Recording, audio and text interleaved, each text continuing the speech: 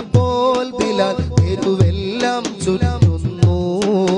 ത്വാഹ റസൂലിൻ മഖ്ബറ കാണും തോറും കരയുന്നു. തോരാത്ത കണ്ണീരാൽ ബിലാൽ ഉരുകി കഴിയുന്നു. തീരാത്ത സങ്കടമാൽ മദീന വിട്ടു പോകുന്നു. ശാമിലേക്ക് പോകുന്നു. ഒളിവർ ബിലാലിൻ ത്യാഗത്തിൻ കഥ ഇശലുകളാൽ കോർക്കാം.